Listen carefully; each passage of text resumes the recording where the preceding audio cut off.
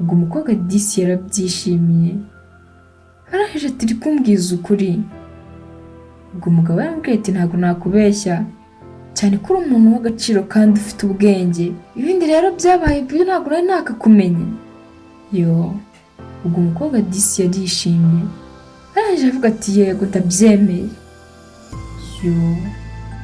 ubwo disi umukobwa nta kindi yakoze yahise akuramo impeta wa wundi yari yamwambitse ahita yambara impeta y'uyu mugabo w'umuseriveri aravuga ati ndabyemeye. ubwo disi ibyishimo byari byose. wa mugabo wundi ngo ni Liam wari wamutesheje agaciro mu bantu yahise atangira kureba rwose nk'umuntu usa nkaho afite amadeni menshi, yumva ko katangiye no gusebera mu bantu. ubwo umukobwa mu confidence byinshi nawe yahise atangira kwegera Liam amubwira ati Liam wari uzi n'ikindi se? ngo nta kindi yakoze yafashe ka kameta kiwe. reka nongere mbaye ikaze mwebwe tubana umunsi kundi, mbibutsa no gukora subscribe niba utarayikora, ndetse nawe tugiye kubana ari ubwa mbere nguhaye ikaze. Njye ndi Hasafu Obi, like share na comment byanyu ni ingenzi. Ikaze rero. Inkuru yacu y'umunsi tuyitangiranye n'abageni ubona ko bari mu byishimo byabarenze, ubona ko rwose ari umunsi bishimiye. ubwo umugabo kwihangana byaramunaniye atangira gufata umukobwa ari kumubwira ati babe, ese urabizi neza ko abashyitsi badutegereje? ubwo umugabo yahise amubwira ati no babe, urabizi ko rwose ntategereza kugeza nimugoroba, cyandi kubona byanindiye kandi rwose nshaka kuba nakikingurira amarembo. ubwo umukobwa wari ufite ibyishimo nawe yahise amubwira ati be, ariko wibuke ko atari wowe wa mbere ugiye kubikora. Mana yanjye. ubwo umugabo yabaye nk'umuntu utunguwe arangije ahita atangira guhindura isura, yitegereje umugore aramubwira ati uvuze? natekerezaga ko ari njyewe wa mbere none. ubwo umukobwa nawe yahise agira ikibazo arangije ati Liam, hari ikibazo biteye? urabizi ko twakundanye na mbere nari nsanzwe mfite umufiyanse. ubwo umugabo yahise agira umujinya kuva ko atari we wa mbere ugiye kuba aryamanye n'umukobwa, ahita afata ibintu bye biri hafi aho ngaho ahita abijugunya hasi arashwanyaguza. arangije amubwira ati ntabwo ibyo nari mbizi, numvaga ari njye wa mbere, ntabwo uri isugi. ubwo umugabo yahise yivumbura arigendera, umugore agenda ari kumwiruka inyuma avuga ati babe, no babe, Liam. ubwo umugabo yaragiye n'umujinya mwinshi arangije atahagarara hejuru aho bari bari areba abantu bari mu nzira avuga ati mwese uko muri hano ubukwe burahagaritswe, nimushaka rwose mwitahire. ubwo umugore yaje ari kurira avuga ati babe, kubera icyo urakaye?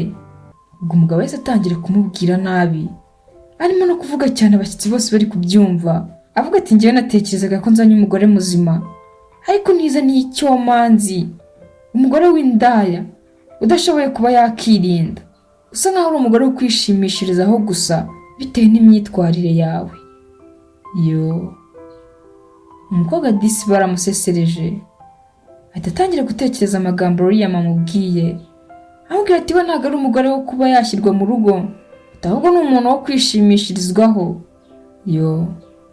disi byaramukomerekeje umutima n'agahinda kenshi anasebye imbere y'abantu bose. arangije asa nk'utaye ubwenge agenda yiruka, abantu bose nabo barumiwe. umukobwa disi asa nk'umuntu ubuze ubwenge, ikimwaro nacyo ari cyose kuko ari kumva ko afite amakosa. ubwo yirukanse atazi iyo ari kujya bitewe no kunanirwa disi, umukobwa yikubise hasi. ubwo muri uko kwikubita hasi yarahwereye, nuko mu gukanguka aza kwisanga ari ahantu rwose atazi. hari umuntu uri kumubwira ati oh, urakangutse, umeze ute, byagenze gute?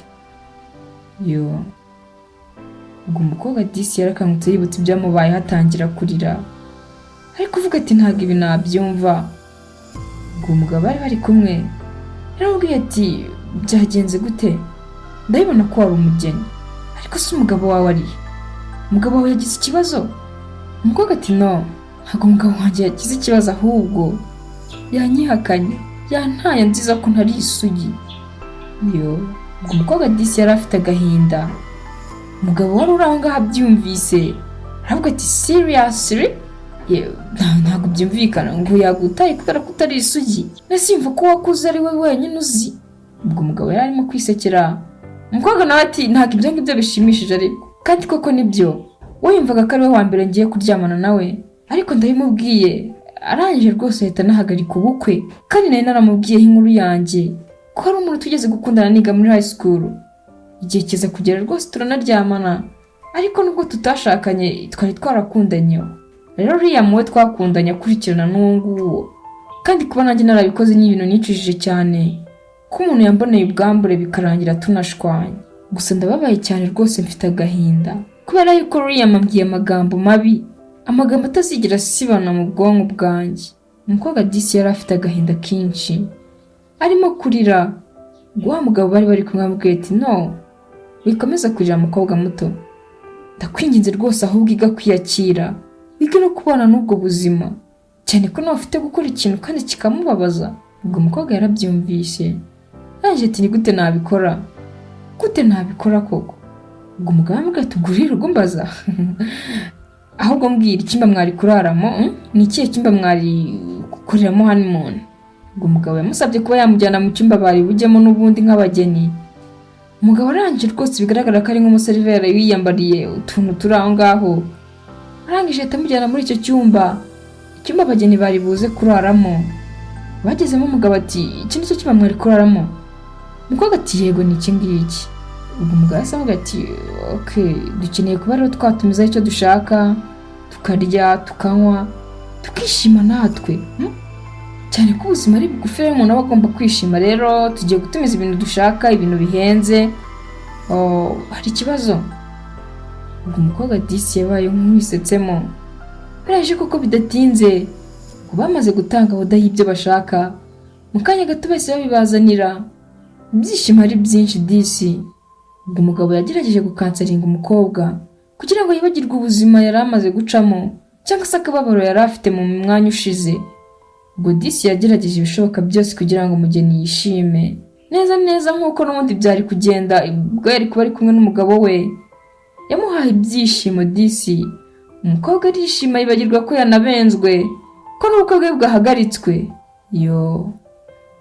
gusa ariko n'ubundi byaranze mu kwishima ko yatekereza ko William yamwanze amarira kongera akagaruka ubwo disi umugabo yamubwiye ati no sinakubujije kurira umukobwa disi n'agahinda yaramubwiye ati ibingibi nabitekerezaga ko nzaba nishimye meze neza kuri uyu munsi nzaba mfite ibyishimo birenze nk'ibyo ndi kumva mfite gusa ariko nanone hari ikintu kiri kubura kuko numvaga ko ku kiganza cyanjye hazaba hariho impeta y'ubukwe gusa ariko ntabwo ariko byagenze natekerezaga ko n'ubundi ijoro rizaba iry'ibyishimo rikaba ijoro ryo gufiringa urukundo ariko ntabwo ariko byangendekeye cyane ko urukundo rwanjye rwamaze gufiringa ubwo wa mugabo w'umuseriveri nawe nk'umuntu mukuru yarabyumvise ko gatangira kwasinira umukobwa ariko amubwira ati no ndabizi uri umukobwa mwiza kandi uri umukobwa rwose udasuzuguritse sinzi impamvu wakomeza kwiheba urukundo uvuga wumvaga wari kuba uri gufiringa muri aka kanya n'ubu ngubu wabikora ubwo umugabo disi yamuhaye ibyishimo arangije amuhereza buri kimwe cyose ibyishimo rwose biba byinshi nk'uko umukobwa yabyifuzaga ubwo byarangiye bararanye aho ngaho umugabo rwose yanagerageje kuba yashimisha umukobwa ubwo bwakeye mu gatondo umukobwa rwose ari kwimwenyuzwa ubona ko afite akanyamuneza ubwo mu kwikangura akoze hirya ku ruhande arebye neza abona wa mugabo bararanye ntawe uhari arangije atangira kugira ubwoba ubwo disi yongeye kwiheba avuga ati koko ibyo William yambwiye ni ukuri nshobora kuba ndi umukobwa wo gushimisha abagabo gusa ariko nari umugore wo gushyirwa mu rugo ngo nanjye nitwe mutima w'urugo ubwo umukobwa disi byaramubabaje kubona koko na wa wundi wumvaga ko amuhaye ibyishimo bikaza kurangira banaryamanye ariko akangutse akamubura ahita yibuka amagambo William yamubwiye koko avuga ati wowe ntabwo uri umugore wo gushyirwa mu rugo ahubwo wo gushimisha abagabo gusa nta kindi ushoboye ubwo agahinda disi karamurenze arangije mu gihe ari kwibaza ibyo ngibyo yagiye kumva imvura urugi rurafungutse disi arangije ahita atangira kwisetsa avuga turaje mana yanjye ubwo mu gukebuka yararebye asanga ni wa mugabo wamwanze wa wundi wahise ahagarika ubukwe ngo ni Liam. Ubwo umukobwa yahise ahindura isura aramubwira ati ni wowe? Ubwo umugabo yahise avuga ati ni njyewe nyine.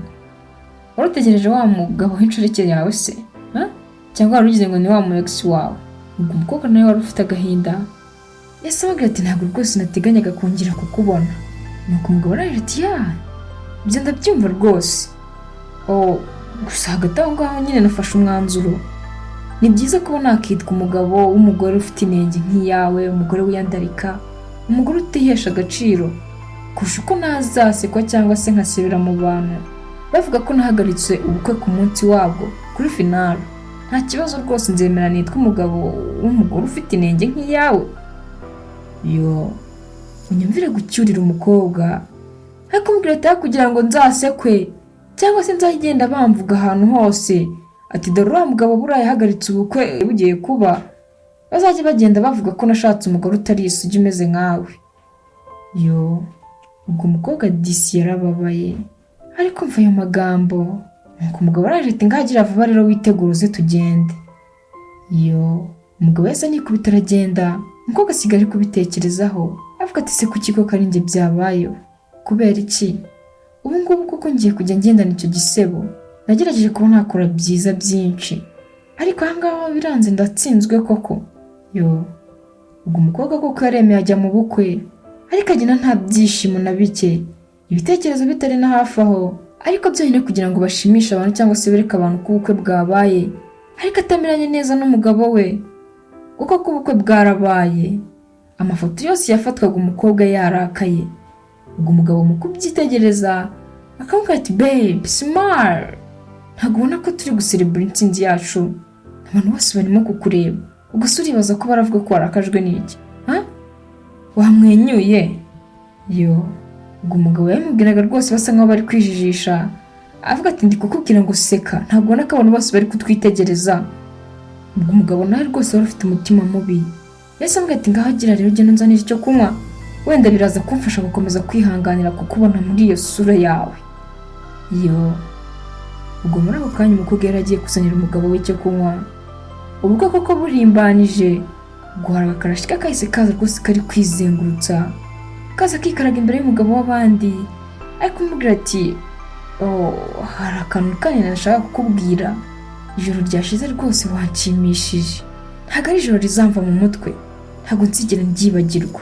Ubwo umugabo nawe se avuga gahora asa nk'ujijisha, amubwira ati no Riza, ntabwo ari aka kanya bakabimbwiye, ntabwo iki ari igihe cyiza rwose cyo kuza kumbwira ibyo ngibyo. Ubwo umugabo yabaye nk'umwihunza cyane ko bari bari imbere y'abantu bose. Ubwo disi wa mugeni yarabibonye, araje ati wowe ugira ngo ibyo murimo simbibona? Wagerageje kunca inyuma? Ndimo ndabibona. Ubwo umugabo yahise amubwira ati ceceka aho ngaho se nyine, abakobwa bameze nkaho rwose biyandarika nta burenganzira bafite bwo gukomeza gukomplaininga ibintu byose babona. Ubu ngubu nta jambo ufite. Gusa uri kumva hari umuntu n'umwe wagushyigikira? Abantu bameze nkaho rwose nta muntu n'umwe babona bashyigikira. Nta n'umugabo ukunda abakobwa bameze nkaho rwose biyandaritse. Nta soni. Ubwo inyuma hahise haturuka undi mugabo avuga ati ubwo uri kumva udakozwe n'isoni n'amagambo uvuze? Nta soni? Ubwo abantu bose bahindukira baramureba. Wa mukobwa nawe disi w'umugeni ahita amubona, araje ati waje gukora icyangaha? Ubwo umugabo yaramwitegereje, aje avuga ati si ubundi wowe urinde? Ubwo kagakobwa kari karangaho ngo ni Riza kahise kavuga ati uyu ndatekereza ari umuseriveri wanga. Ubwo wa musore bari kwita ngo ni umuseriveri yahise atera intambwe ahita azayegera wa mugeni, araje avuga ati no, kubera iki wongeye kuza kuba uri kumwe nawe nanone? Wirengagije agahinda yaguteye ejo? Ubwo umugeni yahise amubwira ati ariko nawe wari wansize, wagiye uransiga. Ubwo umugabo yahise amubwira ati urabizi ariko ko nagerageje guhaza ukwifuza kwawe, ariko hari akantu kamwe kari gasigaye. Urambwiye ko biriya bintu byose byakabaye byiza wambaye n'impeta ku rutoki, nanjye none nazindutse nje kwirira mu mafaranga make nari mfite, impeta ubu ngubu nayizanye. Ubwo yahise akora mu mufuka ko kayikuramo, araje amubwira ati ahubwo se. Ubwo umugabo disi yahise ajya ku mavi, araje amubwira ati will you marry me? Ubwo umukobwa disi yarisekeje. Nuko wa mugabo we abandi bari bafitanye ubukwe rwose birimbanije ibirori, yahise amwegera aramubwira ati no, nta burenganzira ufite kuri uyu mugeni, ntabizi neza ko yari umugore wanjye. Ubwo disi wa mugabo w'umuseriveri wari upfukamye yahise atangira kubwira nabi wa wundi wari uje amuhagaze hejuru, amubwira turongera kumubwira ijambo na rimwe, iyi mpeta ndahita nyigushyira muri uwo mutwe wawe kandi irakwirwamo, turumvikana? Ubwo disi umukobwa yahise atangira kwijaginga avuga ati ariko urabizi ko yo.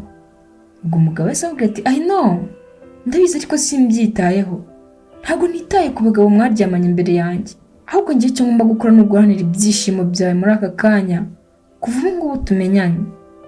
Ubwo disi yatangiye kumubwira avuga ati njye ntabwo nitaye ku bantu bose mwaryamanye, icy'ingenzi ahubwo ni ikintu kikurimo wowe ubwawe uko umeze, nibyo bintu njye nishakira, ntabwo nitaye ku byakubayeho mbere ntarakumenya. Yo. Ubwo umukobwa disi yarabyishimiye arahije ati uri kumbwiza ukuri. Ubwo umugabo yambwiye ati ntabwo nakubeshya, cyane ko uri umuntu w'agaciro kandi ufite ubwenge, ibindi rero byabaye byo ntabwo nari nakakumenye. Yo. Ubwo umukobwa disi yarishimye arahije avuga ati yego ndabyemeye. Yo. Ubwo disi umukobwa nta kindi yakoze, yahise akuramo impeta wa wundi yari yamwambitse, ahita yambara impeta y'uyu mugabo w'umuseriveri, aravuga ati ndabyemeye. Ubwo disi ibyishimo byari byose. Wa mugabo wundi ngo ni Liam wari wamutesheje agaciro mu bantu, yahise atangira kureba rwose nk'umuntu usa nkaho afite amadeni menshi, yumva ko katangiye no gusebera mu bantu. Ubwo umukobwa mu confidence byinshi nawe yahise atangira kwegera Liam amubwira ati Liam wari uzi n'ikindi se? Ngo nta kindi yakoze, yafashe ka kameta kiwe ahita agenda akamushyira mu mufuka, aramubwira ati tuzabonana ubutaha, ubu ngubu nanjye mfite agaciro. Yo. Ubwo umukobwa yahise nigendera, iby'ibirori by'abana bivamo, umugabo asigara aho ngaho ari kureba nka mbega urubwa bitewe no kwambura umuntu agaciro, yumva arasebye rwose mu bantu benshi. Ahangaha rwose baba bahagusanze utabona n'icyo ubwira abashyitsi, kuko ibyinshi n'ubundi baba babyiboneye, ko nta kindi yakoze rwose uretse kuba yakuramo ake karenge akigendera, nta kindi kintu yari kurenzaho. Ubwo abandi bagiye kuryoshya bifitiye urukundo rw'ukuri.